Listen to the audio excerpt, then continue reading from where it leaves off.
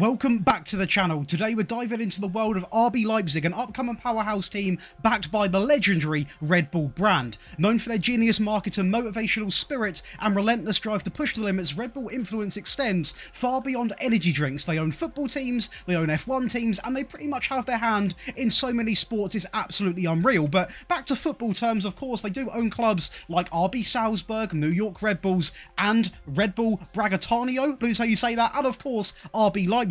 RB Leipzig themselves have had a bit of a roller coaster of a season, finishing 4th in the Bundesliga, which isn't actually that bad, but in their final 3 games they did struggle quite a fair bit. But today, don't worry, as we are going to take on the ultimate challenge of rebuilding them to Champions League winners for the first time, of course, in their short history. Let's get into it, see how many seasons it takes. Be sure to leave a like and subscribe to the channel. As per, you can get the tactic and the rebuild file over on the Patreon from this video. Let's get into things. This is going to be RB Leipzig Insider Football Manager 2024, and as you can see, right from the rip, a very good reputation, good training facilities, good youth facilities, decent youth recruitment as well, got a hefty bank balance and a decent estimated value. Not the richest team in the world, but as you get on through the seasons, that money does start to increase quite rapidly. Now, their history, they are quite obviously a new sort of club compared to a lot of teams. In their history, 2 Pokals, 1 German Regional Division Northeast, and a couple other trophies there. Nothing really significant apart from the Pokals. Of course, significant to get into the Bundesliga, but today we're going to try and fill that cabinet a little bit more because they're lacking trophies. It's as simple as that. But now let's go over and look at the squad, and of course this is where we can actually get an understanding of what we've got going on in this team. So filtered by the ability wise, you can see here some of the star players. Dani Olmo is a player I really like in real life, and a player I think will leave in real life as well, because there's going to be teams looking at him. You can be so good for so long at RB Leipzig before you eventually do decide to move to a bigger and better team. David Raum comes in at the age of 25, again a player I really like, very good in Football Manager, and hopefully we can keep him for this entire rebuild. I'm confident he can actually win a Champions League. That sort of standard of player, I genuinely believe that. Willy Orban, obviously a sort of club legend, if you so will. He is 30, so we've got to sort of bear that in mind. He is getting older. Xavi Simons, obviously rumours that he's going to be there permanently in real life, and if he does, that'll be one incredible signing. He is really the complete deal, and a player I want to bring in definitely on the permanent, because he is absolutely remarkable. Very well-rounded player, and hopefully we can get the best out of him. You've got Simakan, you've got Openda, obviously a recent sort of addition to the team, a player who is really good as well, a leading Bundesliga striker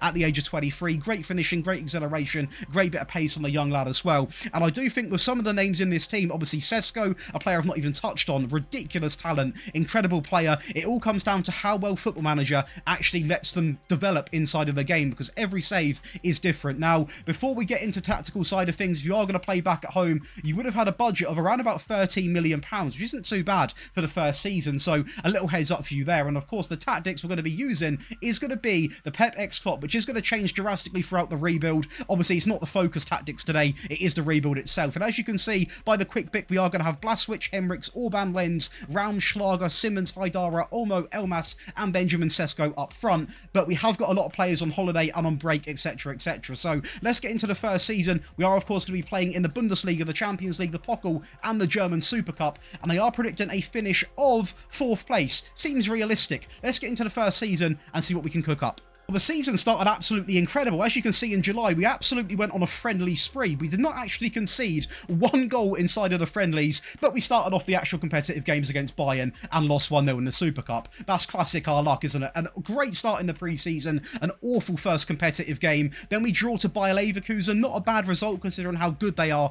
in real life. Luckily, we bounced back against Stuttgart in 3-1 fashion, followed up by a Union Berlin win and an Augsburg win and a PSG win in the first season, of course, with no silence. A really strong start there. We then lose to Borussia Mönchengladbach, which are a decent team, bounce back in the Pokal as we should do against a team like FSV Frankfurt, and we go on to beat Bayern. So we can beat Bayern even in the first season using this tactic. A disappointing draw there, bounce back with a couple of good wins, another draw against Galatasaray. Considering we can beat PSG, I would really like to say we can beat Galatasaray, but you can't win them all. Obviously beating Köln there 3-0 with Xavi Simons and Willy Orban scoring 2, with then another win against Borussia Mönchengladbach. So it's not all doom and gloom. As you can see here, the only real standout loss at the moment is that 4-1 battering against PSG, but it is to be expected in somewhat regard, and at least we did beat them at some point as well. Now, as you can see, we do actually bounce back quite convincingly with 4-0 and 5-0 wins over Heidenheim and Hansa Rostock. We get a point against Dortmund, which isn't too bad at all. A 4-0 win there in the Champions League group phase, so at least we recovered for that defeat against PSG. We then go on to beat Hoffenheim and Werder Bremen, Frankfurt and Bayer Leverkusen before we drop to Stuttgart. Again, a bit disappointing, but to be expected.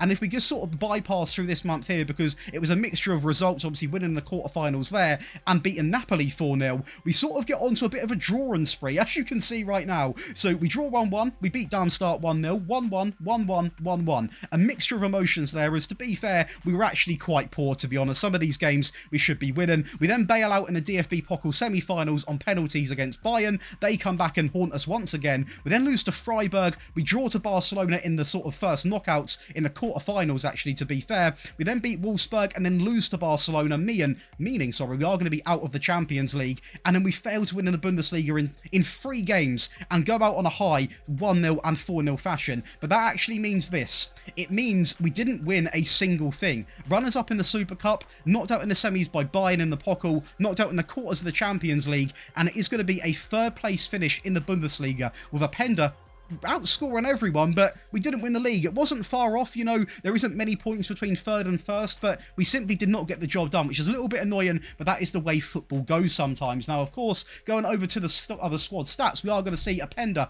26 goals in the division, Andre Silva out on loan, enjoying a great time, Xavi Simons having a decent time, but we have got some players that really didn't contribute too much. We've got players that are going to be leaving as well, which is why they're not on the screen right now, and overall, it's quite a worrying squad screen, because we're purely relying on this man Openda, which is okay, but you can't always rely on one player to that extent, so it's quite annoying, but we'll see what happens. Obviously, going into the next transfer window, we have got a budget of 50, more than that, £66 million, and looking at the team right now, especially looking at that squad screen, we have got a lot of improvement to do, and I mean a lot of improvement, so I'm not going to waste any time. Let's get into the first real, or the second technical transfer window. I don't know even if you noticed it, but personally, I didn't at first glimpse when I was going through the video.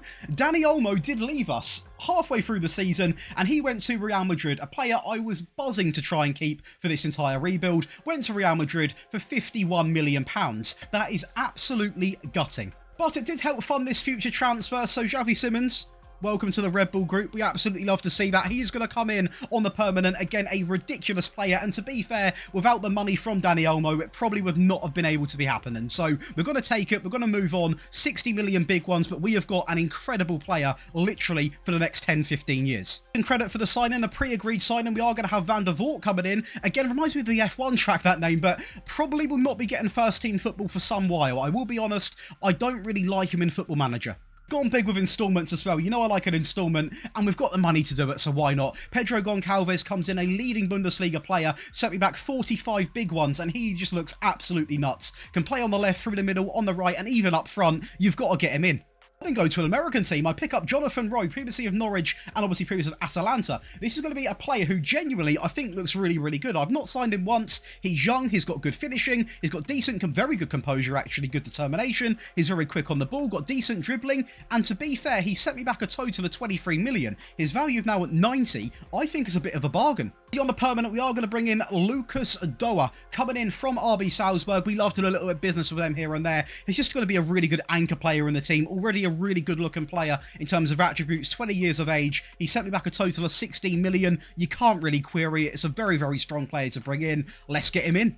Filtered by the best 11, the team looks a little bit like this. So we are going to see Galashi, Henriks, Orban, Luca Bayer, Raum, Schlager, Campbell, Simmons, Rowe, Goncalves, and Openda. The bench is now looking even stronger. We've got some really big names on the bench. Of course, we are going to see how far we can get with this team. We are playing in 3 competitions this time, not 4, because obviously we don't enter for that Super Cup, the Bundesliga, the Champions League, and the Pokal. And they are going to be predicting a finish of around about 4th place, which I would say is quite fair, because we only finished 3rd last division. We've lost Dani Olmo. We'll see what happens. We've got got a load of new faces. Let's get into Season 2 and see what we can do. Start the second season off quite strong, to be fair. We win 6-1 in the friendly, and then we actually win our next game 11-0. Some other good results follow in August, despite a loss against Bochum, which is quite annoying. In September, it's not too bad. We get a point against Dortmund. Obviously, we do get beaten by Real Madrid, but that is somewhat to be expected. And to be fair, we finish off the month with 2 Bundesliga wins. October's a mixture of results, probably the most mixed out of all of the months, as we draw against Arsenal and Bayer Leverkusen. That in itself isn't too bad. The thing which really did annoy me is going to be the loss against Freiburg and the early exit in the DFB Pokal second round. In terms of November, things do lighten up a little bit, obviously winning 4 games back-to-back, which is quite important considering one of them is going to be in the Champions League. Having said that, we do lose the Champions League game there against Liverpool, but that is somewhat to be expected. They are a very, very strong team. Moving over to December, it is going to be an invincible month. Werder Bremen, Ajax and Borussia Mönchengladbach, we beat them all back-to-back and get a point against Bayern away, which isn't too bad.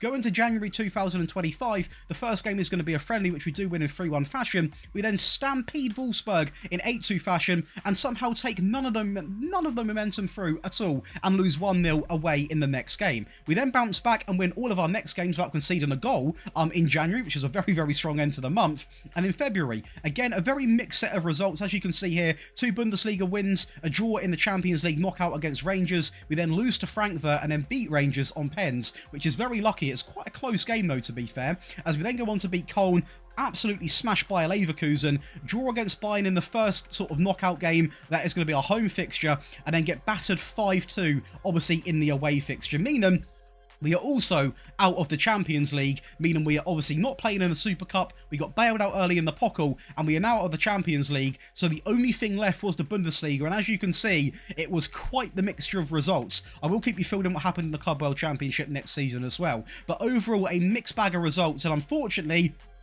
it's the same story. We win absolutely nothing again. Round of 16 in the Champions League, second round in the Pokal. The Bundesliga, yes, we've improved, but we are actually quite a fair few points off Bayern Munich. Openda down into 3rd place for the goal scoring wise. David Raum in 3rd place. Galashi did pick up the most clean sheets, so there's always a positive, but we have yet to win a single trophy with this team, which is a little bit annoying to say. But going over to the squad, we are going to be seeing this happen. So Openda, 27 goals, 12 for Simmons, Pedro Goncalves with 12, 11 for Jonathan Rowe, Schlager with 10, 5 for Willy Orban, Sesko coming in with 5 as well. Assist-wise, we are seeing 17, 14, 11 and 10. So we've not got the issue of players not contributing, but they're not getting enough. So Openda is doing everything he can. He is the star man. He is developing incredibly, but we need to have players contribute more and more and more. So I might do some tactical tweaks. In fact, I probably am going to do some tactical tweaks to try and get more out of this team, suit the players a little bit more. Jonathan Rowe, I want to see more from, especially because although he didn't cost us an arm and a leg, he has got a really good player card. If we look at him, he's got some really good attributes. I need to see more from him because I know he can do it. But going into that third transfer window, we have got a budget of 37 million. It's quite a humble budget, to be fair. Not a lot, really, considering we're trying to take a team from here that has won nothing to up here winning 2-3 trophies a season. Let's see what we can do in Season 3 of the transfers. I might need to offload more players to spend big. We do that, I did quickly say I would show you how we done in the Club World Championship, and as you can see, we are doing very, very well. We're actually through to the semi-finals, so I will show you, obviously, as we go through the results, but so far, so good. Not just first, we are going to wave goodbye to Andre Silva. He's had a good stint at the club, but he is going to get his move to France, of all places, for 7.5 million. Give him a chance. I love giving players a second chance or a third chance even, but Timo Werner did not cut the mustard. He's going to go to Galatasaray for 12 million. He's had a very impressive stint at this club, but he is 35. He's going to go on the free to a UAE side. We'll be signing one of 2. We are going to bring in Mamardashvili because I'm not confident in Van der Voort being first-team goalkeeper. This is a keeper I know I go to a lot, but he does the job so well. He's 24 years of age. He looks absolutely incredible. A leading Bundesliga goalkeeper. Might be the best in the league already. And he sent me back 35 million, which can be classed as a lot because sometimes you can get him for like 17, 18 million. But to be honest, I'll pay anything just to have him in the team. He's a versatile defender, someone that plays centre-back primarily, but can also cover a right-back position.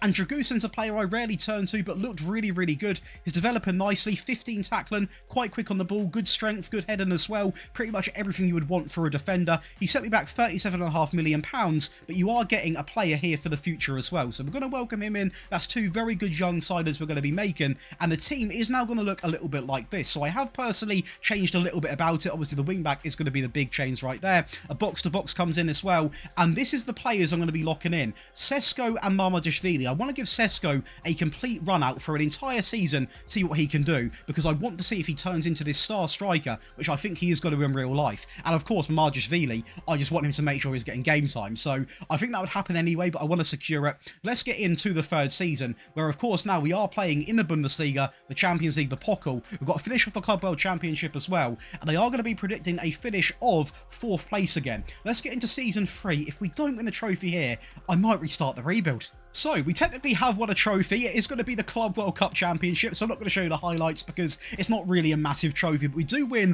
1 trophy already. We then go into the friendlies.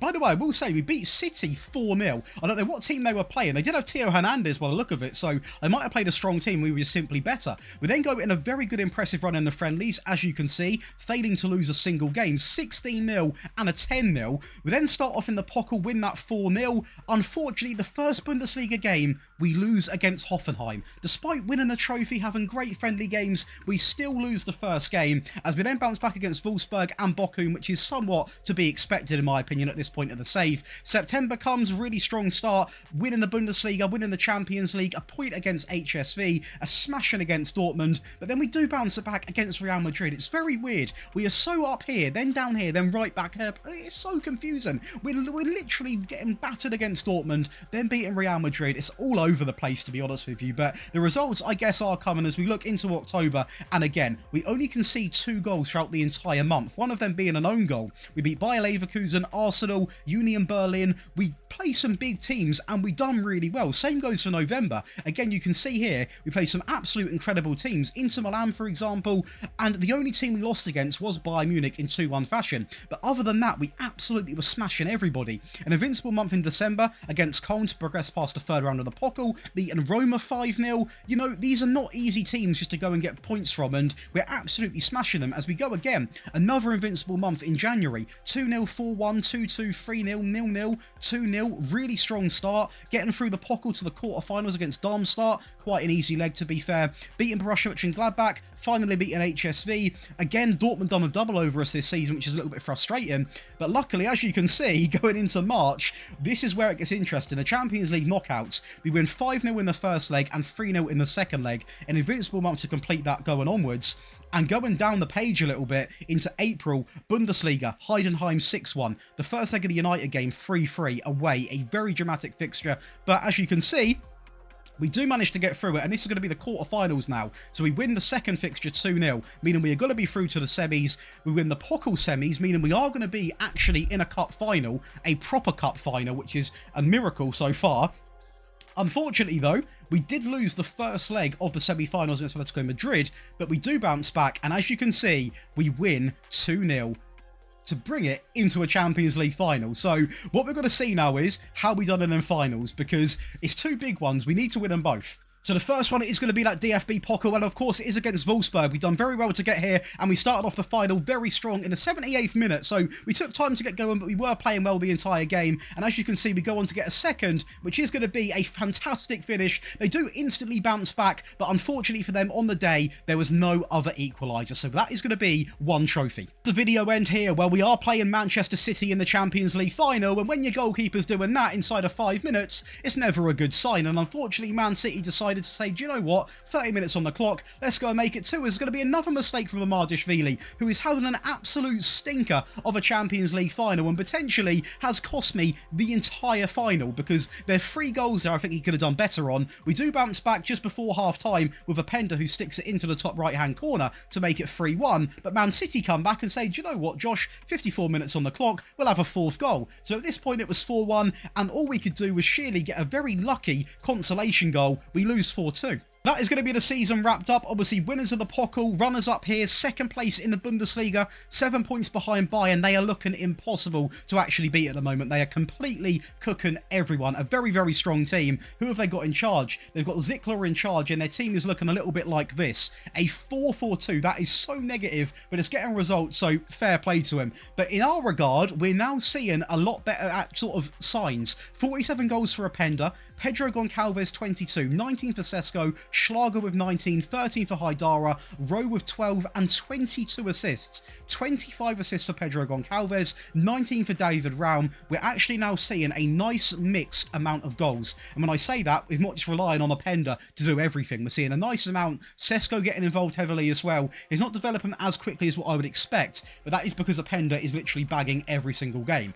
But going into what is going to be the 4th season, we have got a budget of £138 million, which makes me worried that someone has been brought. I'm going into transfers live on camera here, and we're going to go down Timo Werner, well, it's got to explain the finances, as Xavi Simons has decided to go to Liverpool. Now, I did not approve this. I would never sell him in 100 years. I would never sell him. He's going to go to Liverpool, and he is going to be sold for £84 million. So that's going to be the first big signing we've already lost. And we've actually gone ahead, and we have also lost Simakan. He's going to go to Real Madrid for £25 million, which is an absolute bargain. Why we have sold him, I don't know. So now, we're a couple of players down.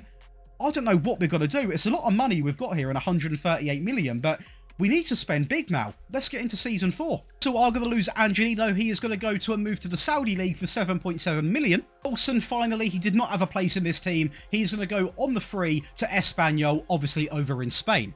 Not an expected signing, but I saw this guy on the market. He went from Bayer Leverkusen to Arsenal. He's been stinking up the gaff there, but I still believe he's an incredible player. He's still only 25 years of age and will get into this team without a shadow of doubt. He sent me back £28 million, a lot less than what obviously Arsenal paid for him. Welcome in Jeremy Frimpong. We're then going to pick up Hakon Arna Holdson, I believe so you say that. Apologies if I have butchered it. He's a leading Bundesliga player at the age of 23, and this guy can play anywhere on the field. Attacking midfield player, central midfield player, on the left, up front, on the right. He's super young, really incredible in terms of the mental attributes and the physical. He did set me back £70 million, but that is one player for the future. Bolstered the attacking options a little bit by bringing in a bit of versatility again. We are going to bring in Bradley Bacola, coming in from PSG and previously a Lyon. Again, a 23-year-old. We are signing players for the future heavily now. Not only for me, but of course, if you do want to come over to the Patreon and get the rebuild file, I'm building you an absolute dynasty of a team you can use in the future. He did set me back a total of 64 million, but honestly, he looks incredible. And lastly, I've not signed him in any rebuilds this year, I don't think. Apologies if I am wrong. We are going to bring in Zabrani. Now, this guy looks absolutely incredible. Very good tackling, great teamwork, good concentration. He's absolutely rapid. He's strong as well. A leading Bundesliga player at the age of 23. And he sent me back £66 million.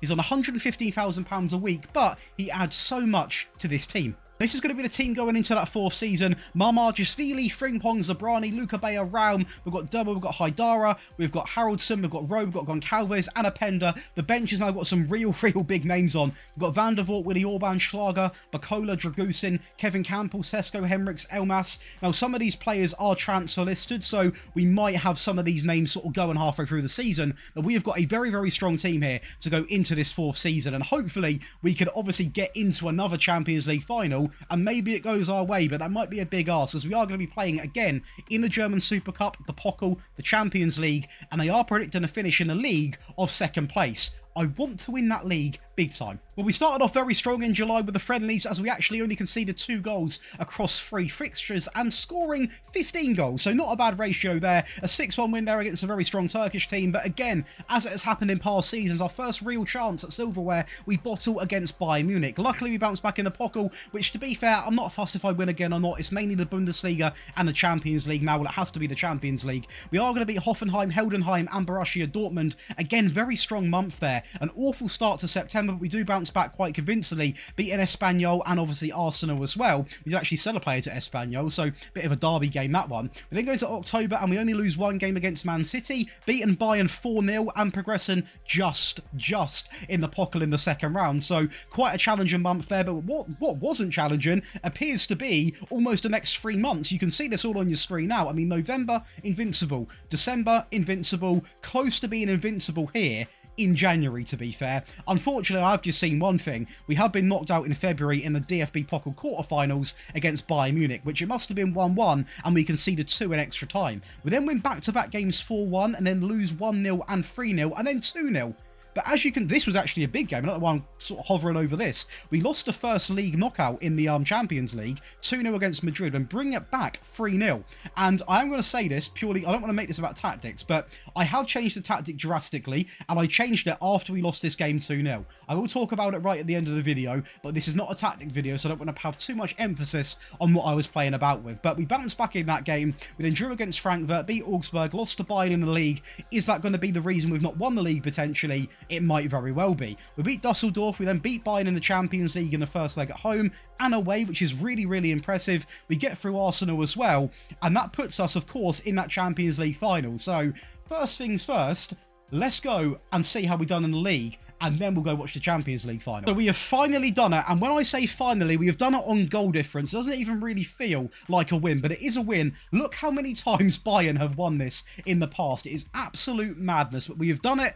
Finally, in 4 seasons, we have taken a title from them. We played the same, won the same, drew the same, lost the same. 3 goal difference. And if you remember, we beat Bayern 4-0. That is a big decider in why we have done it, so that is massive. Champions League final against Tottenham Hotspur, and we still find a way to go a goal behind, but we do bounce back literally 30 seconds after. Raum into Starboy Bradley Bacola, who does get a game time in the Champions League final, which we like to see. Appended down the left into Pedro Goncalves, and we are going to be your Champions League winners. That is right, the curse has finally been broken. We are going to be Champions League winners and Bundesliga winners. We didn't win the Pokal or the Super Cup. To be honest, I really couldn't care because we've completed the challenge. It has been one hell of a rebuild, a really enjoyable one as well. The squad is looking like this. Realistically, we need to take our hats off to Appender because he has given me the hard carry through this rebuild. He's been such a good player. We have got other good performers here, as you can see. I mean, if we look at this right now, a lot of high 7s, so we've got a lot to shout out for in terms of the players. But what you're waiting for, I know what you want to see. What did I do with the tactic? Well, I'm not thick. I did notice we were losing a fair few wingers. Our wingers weren't the best quality, and the players who might be classed as wingers, like a Bacola,